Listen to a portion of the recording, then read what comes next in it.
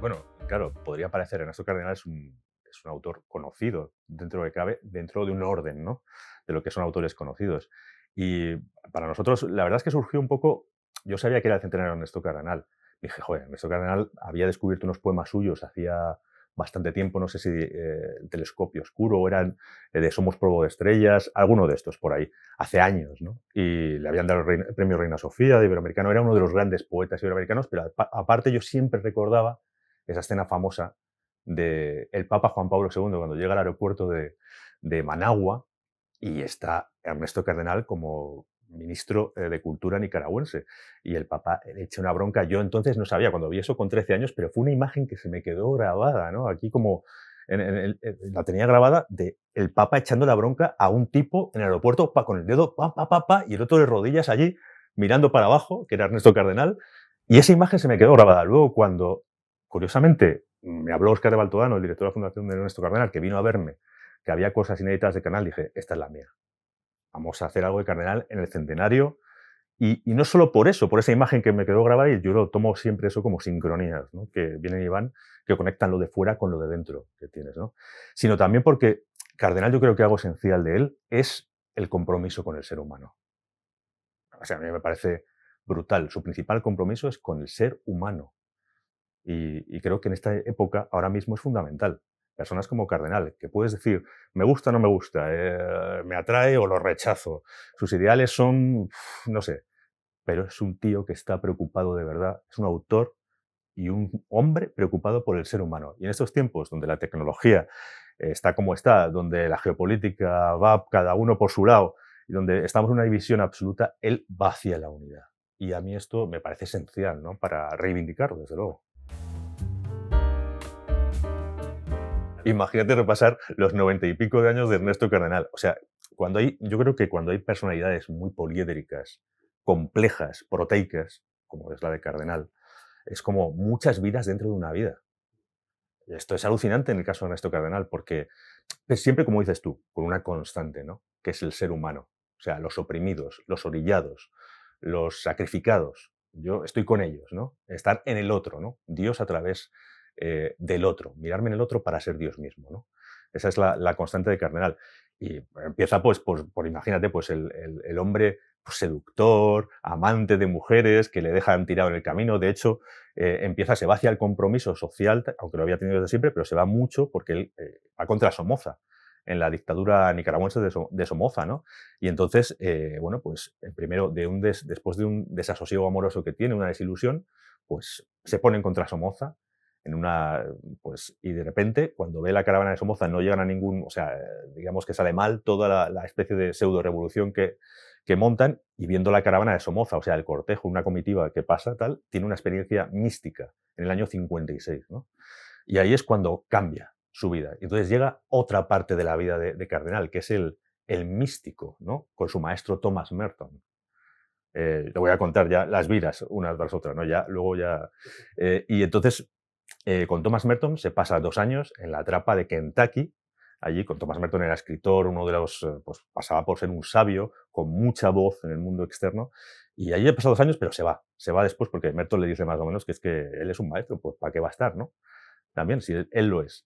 Y luego, de ahí, pues digamos que sigue con los oprimidos, sigue su compromiso y pasa por ser, se convierte también en un místico contemplativo, porque hace, en la isla de Solentiname, hace una especie de comuna utópica. O sea, él es pionero en muchas cosas. Hace una comuna utópica allí durante unos años, a iniciativa también de Thomas Merton, que quería hacerla y él no pudo. Y, y- y bueno, pues llega el fracaso por Somoza precisamente, esa comuna de la que luego, si quieres, hablamos. Pues no puede ir más allá, se convierte en una utopía realmente, ¿no? Y decide entonces meterse ya en la revolución, de verdad. Se mete en la revolución de verdad y conoce a Castro en Cuba, se mete con los sandinistas, Daniel Ortega, y termina de ministro de Cultura, lo que te comentaba antes, pues, pero con un fondo que era alfabetizar a los pobres, el normalizar la cultura dentro de las clases más, menos favorecidas, ¿no? Y luego, bueno, pues dentro de esa vida, al final acaba jurando del sandinismo, creo que sale en el 87, 88 del Ministerio de Cultura, y cuando fue el entierro hace pocos años, que estaba yo con Dabel y estaba Ramírez, un montón de gente, pues los partidarios de Ortega casi lanzan el féretro al suelo y se arma un tifostio increíble.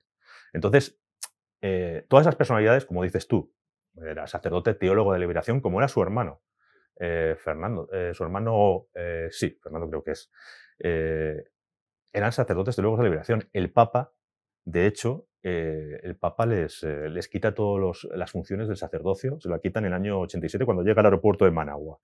Se lo quita y luego es el Papa Francisco quien le concede de nuevo la virtud de de dar misa en el año 2019, creo que es poco antes de morir. Hay unas imágenes preciosas y son, a mí me parecen pues, llenas de sentimiento, donde está él en la cama, enfermísimo en el hospital, dando misa, ¿no? Porque era algo, una espina que tenía muy clavada, ¿no? Entonces, y me estoy enrollando mucho, dentro de todas esas vidas también está el poeta, el místico, como te he dicho, pero también el escultor.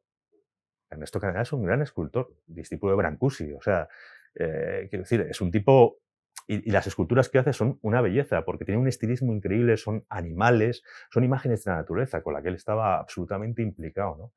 Entonces, es poliédrico, es tan poliédrico, tan rico, que estas personalidades no las puedes sondear, realmente, ¿no? Nunca puedes llegar a su fondo.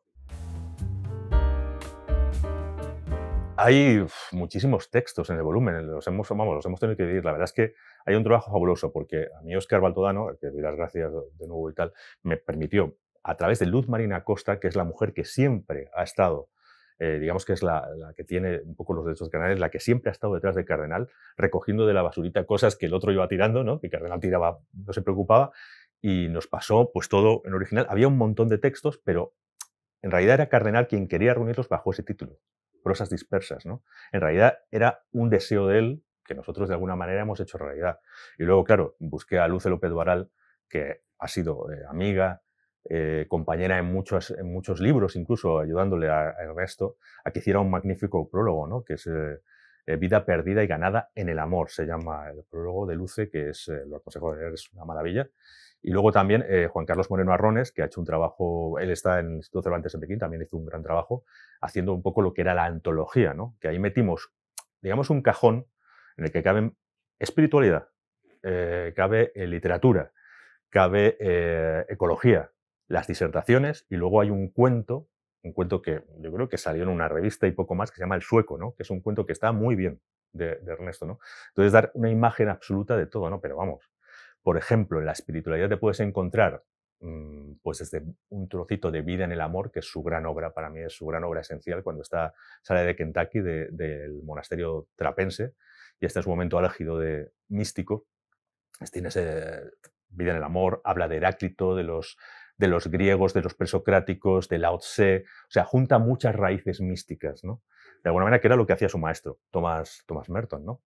Y luego literatura, pues habla pues, de Rubén Darío, te encuentras a Neruda, te encuentras un paseo con Benedetti, también tienes la poesía nicaragüense, habla de personajes como José Coronel Utrecho, que es uno de los grandes escritores nicaragüenses, que él decía, Cardenal, que había dos personajes que le habían roto los esquemas siempre. Uno era Thomas Merton y el otro era José Coronel Utrecho en la literatura, en el espíritu y en la literatura. Y esos dos personajes le habían roto los esquemas, por eso eran sus maestros, cada uno en un ámbito, ¿no? Entonces, todo eso te puedes encontrar. Y todos, la mayoría son inéditos. Hay muchísimos que son inéditos.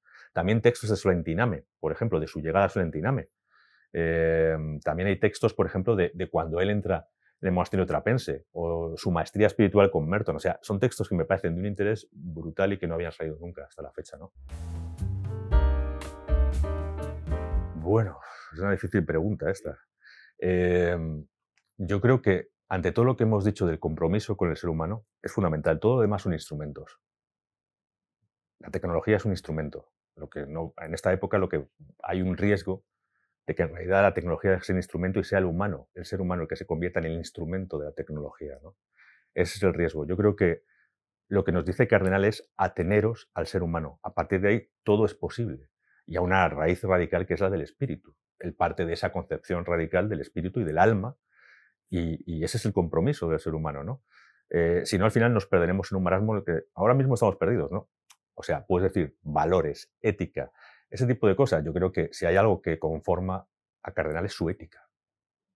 Lo que pasa es que cada momento la entiende, como estos personajes complejos que decíamos, que en cada momento la entiende de una manera diferente, pero siempre con un nexo común. Él cambia de opinión, va cambiando, porque quien es un cuestionador, como él era un cuestionador, y vivía sobre todo, yo creo que a tope lo que hacía.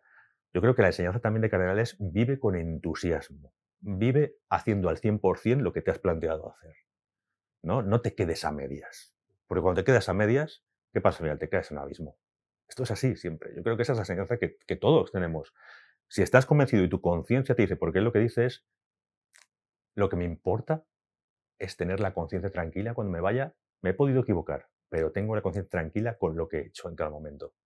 Yo creo que esta es la enseñanza vital que nos deja él, ¿no? Y esto es lo que nos agarra y hace que, por ejemplo, pues la tecnología le demos la importancia que tiene, que a pues la geopolítica le demos la importancia que tiene, a la cantidad de riesgos y de miedos que nos vienen ahora mismo, de incertidumbres, le demos la importancia que tiene. Si no estás en el centro, si no estás en un centro, te vas a dejar llevar por el viento a todos lados. O sea, vas a ser una veleta y van a hacer de ti lo que quieran, ¿no? Y los cuestionadores, gente como Cardenal, no suelen hacer los poderes fácticos lo que quieren de este tipo de personas, ¿no? Al contrario, siempre están cuestionando. Por eso están, ahora estoy en esto, pero me he dado cuenta que esto ya se ha podrido. Que esto, o sea, ya no me vale, ya no me vale. Entonces me salgo y voy por libre y no defiendo ya esto. Pero sí dentro de lo que yo quería defender, que es, por ejemplo, pues el ser humano, que para mí es inalienable, la raíz de lo que es el ser humano, ¿no? Nos adaptamos por miedo a perder algo. Cuando tú piensas que lo tienes todo dentro de ti, no tienes miedo a perder nada. Y entonces te atreves a llevar tu pensamiento al máximo. Pero claro, hay quien lo lleva al máximo desde un lado muy egoísta y sin pensar en el otro ser humano, y él no. Él es un tipo que dice, Dios es amor, pero amor volcado en el otro. Entonces es el otro el que me importa, desde mi propio amor. Y eso es lo radical de él. A mí me parece, aparte es como, y lo dice Luce también, ¿no? Es uno de los místicos iberoamericanos, o sea, pues yo creo que es el primer místico iberoamericano, es un pionero. Porque, por ejemplo, otra cosa que hace Cardenal, que conforma su pensamiento y toda su poesía, y todo su escrito y su vida, en el fondo, es, él alea muchas cosas. Él es un aleador nato, porque, como te digo, está el Solentiname, es ministro, pero todo desde el punto de vista de lo que él siente y piensa, ¿no? Pero, por ejemplo, alea también la ciencia y el espíritu. Él es un tío que escribe sobre ciencia, que sabe de ciencia muchísimo y que bueno, pues se podría debatir incluso con científicos de la época. O sea, en sus escritos, de hecho, si lo ves en Somos polvo de estrellas, en el telescopio de la noche oscura, alea todo esto. Es el primero que lo hace, o uno de los primeros, pero no deja de ser parte de una corriente que ha recorrido la historia, que es la sabiduría perenne, que son una serie de personas, desde Marsilio Ficino en el Renacimiento, a Huxley, a un montón de gente que está por ahí, William Blake, no sé, muchísima gente, que siempre ha incorporado esas dos cosas, ¿no? Y que ha aleado todo. La naturaleza es, y el cosmos, y que el cosmos para ellos es una parte del ser humano, ¿no?